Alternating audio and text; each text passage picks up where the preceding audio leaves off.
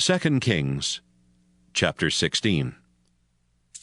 Ahaz, son of Jotham, became king of Judah in the 17th year of Pekah's rule in Israel.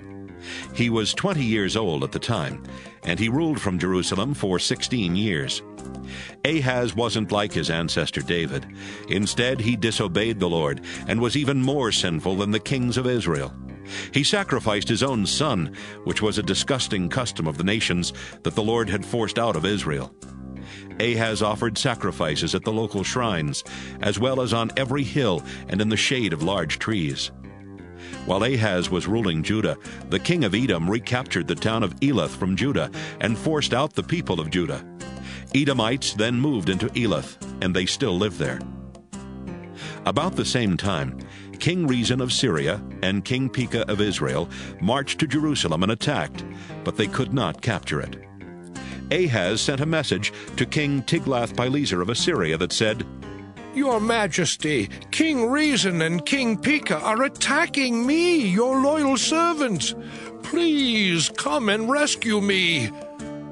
Along with the message, Ahaz sent silver and gold from the Lord's temple and from the palace treasury as a gift for the Assyrian king. As soon as Tiglath-Pileser received the message, he and his troops marched to Syria. He captured the capital city of Damascus. Then he took the people living there to the town of Kir as prisoners and killed King Rezin. Later, Ahaz went to Damascus to meet Tiglath-Pileser, and while Ahaz was there, he saw an altar and sent a model of it back to Uriah the priest, along with the plans for building one. Uriah followed the plans and built an altar exactly like the one in Damascus, finishing it just before Ahaz came back.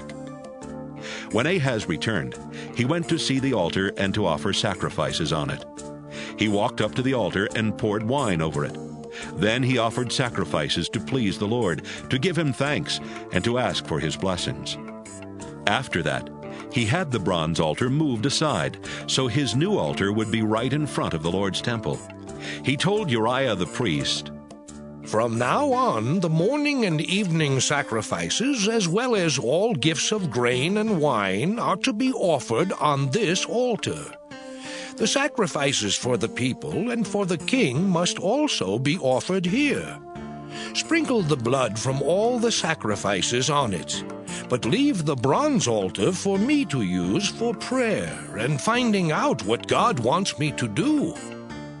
Uriah did everything Ahaz told him. Ahaz also had the side panels and the small bowls taken off the movable stands in the Lord's temple. He had the large bronze bowl called the sea removed from the bronze bowls on which it rested, and had it placed on a stand made of stone. He took down the special tent that was used for worship on the Sabbath, and closed up the private entrance that the kings of Judah used for going into the temple. He did all these things to please Tiglath-Pileser. Everything else Ahaz did while he was king is written in the history of the kings of Judah. Ahaz died and was buried beside his ancestors in Jerusalem, and his son Hezekiah became king.